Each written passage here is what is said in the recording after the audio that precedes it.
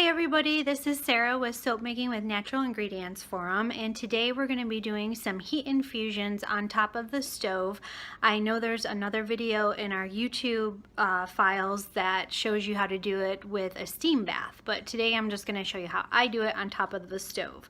So stay with me, I'm going to turn the camera around and we're going to get started. Okay, so here are some of my herbs and oils that I use. We have Yellow Dock, which I am not brand promoting. This is just something that I picked up on Amazon because I'm a Prime-aholic and I like to click and ship. So this brand seems to be working pretty good. It's already ground up. I have never used the whole root. I've heard that people have had some really great experiences with the whole root. However, for this purpose of this video, we're just going to use what I got on hand, and that will be the powder. This is how it looks. And you can see there that it's pretty yellow looking, I guess hence the name of Yellow Dock. I would imagine that it probably has some sort of sulfur in it. I guess it's a pretty good herb to take internally when used with caution. This is Gromwell, and I get mine locally from a supplier, and they also call this the cow root. So this is what it looks like, and it's pretty cool. I do find that this root is a little stinky. I can't place my nose on the smell, but it definitely has a little bit of an odor to it. It does not show up in the soap though. The first time that I infused it, I thought maybe my oils had went bad, but in fact it was not. It was the root. So there's that. And then here's some nettle.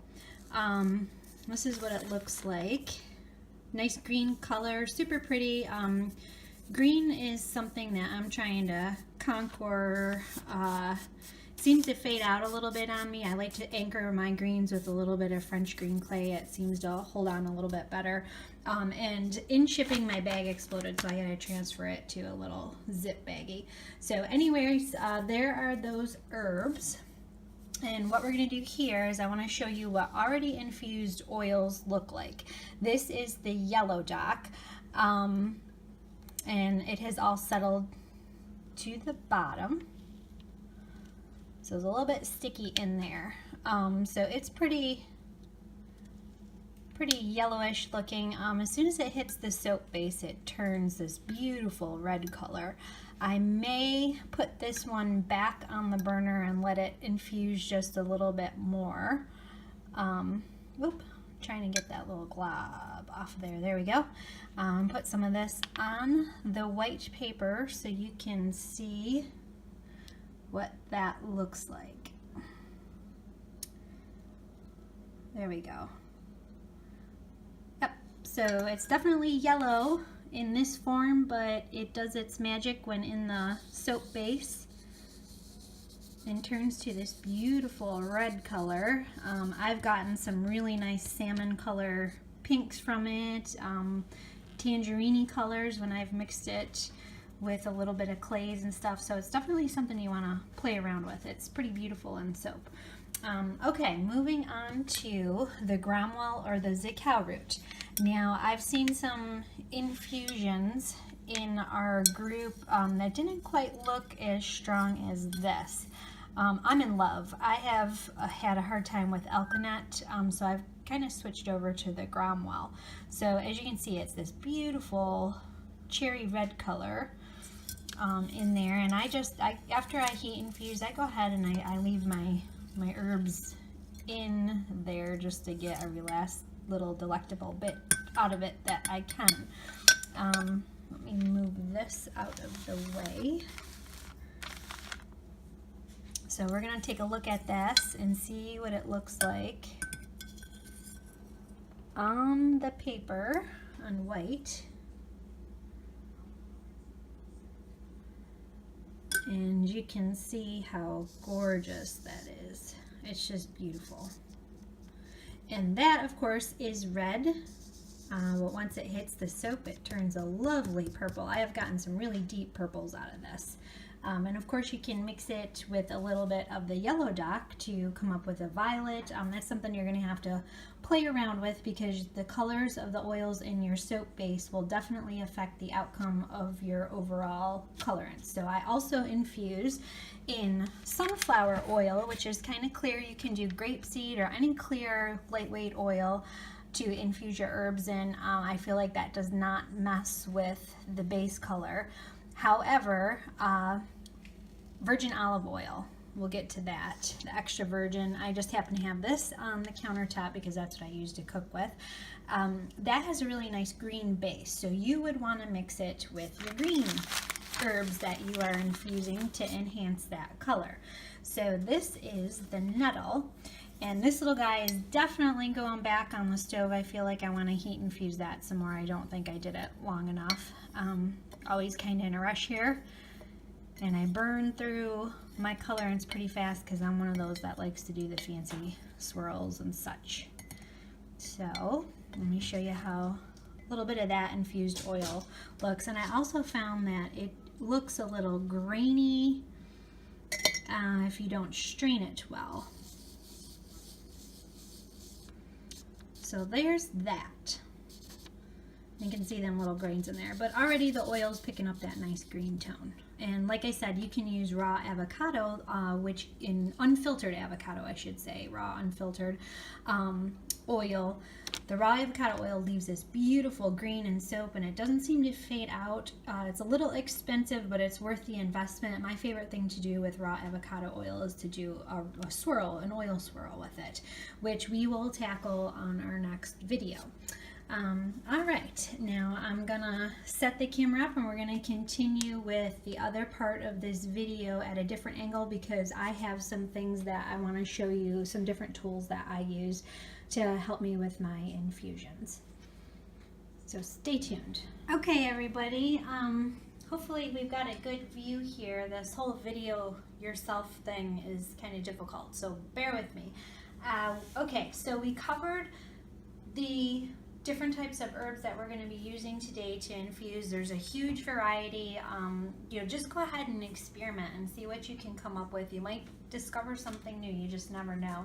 A lot of my discoveries were made by happy accident, because I was not lucky enough to have internet in a soap group like this when I first started soaping. I've been doing it for well over 20 years. So I really appreciate all the hard work that goes into maintaining a group like this.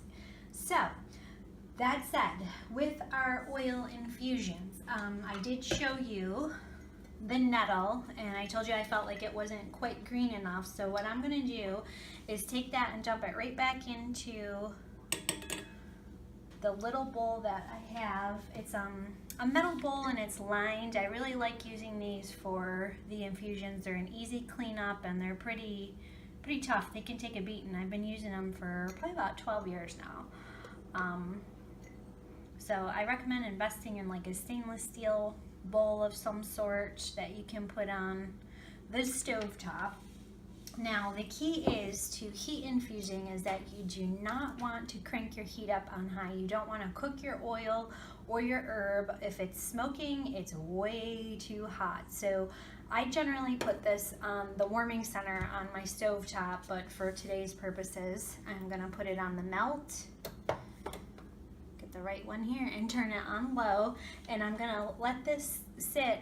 You don't want it like really hot to the touch. You want it warm, but not where it's gonna burn your hand. So just check it every now and again. And I generally let my herbs infuse for anywhere from 4 to 5 hours.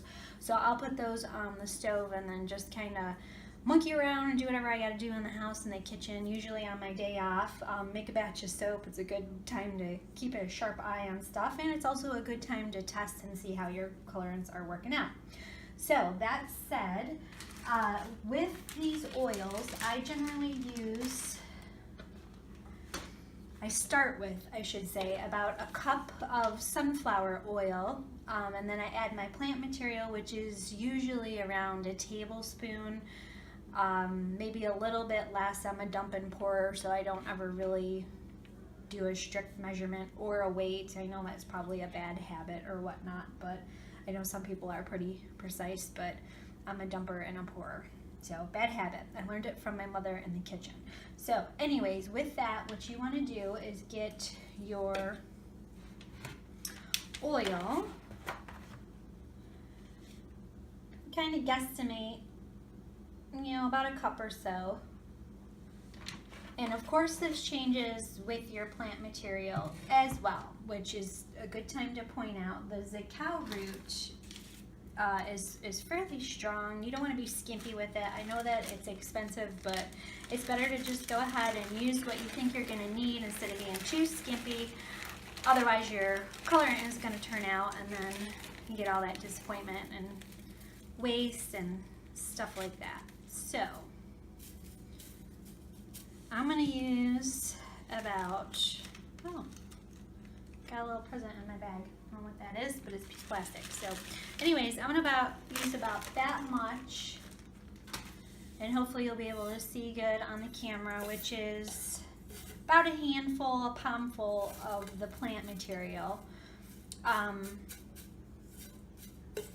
Guessing it would be a little bit less than half an ounce, judging by the weight. It's pretty light, but it's voluminous in there. So you just put it on your stove top, put your oil in,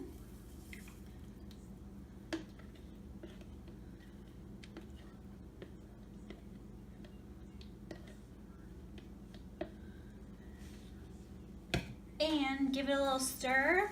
And with the cacao root, obviously it's in its whole form, so you don't need to get crazy with stirring or trying to incorporate it. And then you just turn it on melt, on low, and keep a strict eye on it. Just make sure you're not overheating. That is like critical when you're doing it this way. I have never done a water bath, so I can't attest to that, but like I referred to in the earlier part of this video, there's somebody that, I'm not sure which admin did it, but they did infusions with a water bath, which is a preferred way for some people to do it. Okay, so there's the ground well, and we're going to shake this around a little bit. And obviously it's not really that hot. It hasn't been sitting there for not even a minute, and I don't know if you can see it, but the oil's already drawn some of the plant material out, and it's starting to turn a peachy pinkish color. So you will know when it's changing, because it's gonna look like this. Nice cherry red color. Okay, so back to infusing. You can do what I do and choose to leave your plant material in your oil. I like to get every last little bit I can out of it till I'm ready to use it. So when I am ready to use it, what I do is I will take this awesome little strainer, pretty handy. You can find it in the coffee aisle at the grocery store, and then I'll take a chopstick or a spatula and just hang it over the top of a taller cup. I guess sort of like this. This one's going to reach the bottom, but something like that. I try to get it so where it's up out of what you're draining, and then I just take the plant material and pour it in here, strains it out, and it's a very fine mesh, so you can pretty much filter anything, even the little grainy nettle, out of it. So, and I was going to give it a whirl with this stuff, but I think I'll let that sit. Okay, so that's about it. As far as mixing and incorporating it in with your soap batters, I don't know if I do that like everybody else. Is just the way that I've always done it. What I'll do is get a little bit in here, and then I'll put some of my batter in and then mix it and keep incorporating until I get the color I want, but we will tackle that in my next video. So I hope this helps some of the beginners and maybe some of the people that have been doing it for a while and hasn't, you know, really ventured into infusing and then using the roots and herbs to color your soap. Oh, and before I forget, I wanted to make one last point when I referred to using clear oils to infuse your herbs with.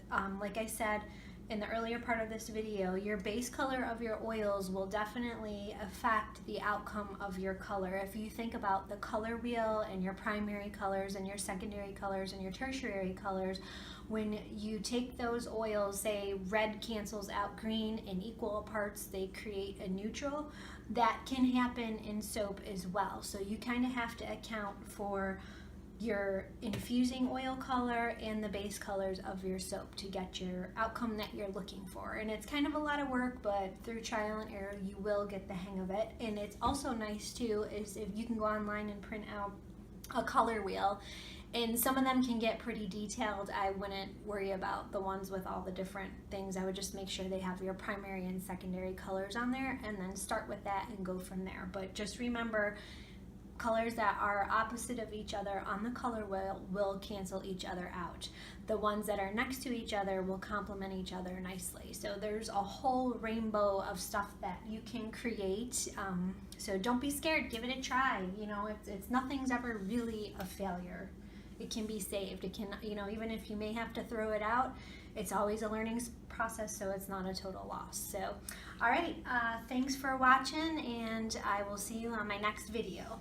Bye-bye.